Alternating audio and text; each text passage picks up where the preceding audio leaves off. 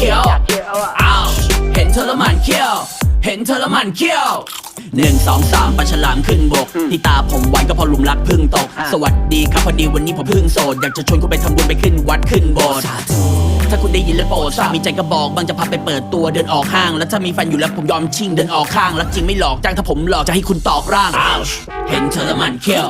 ถกฟันไป7 เที่ยว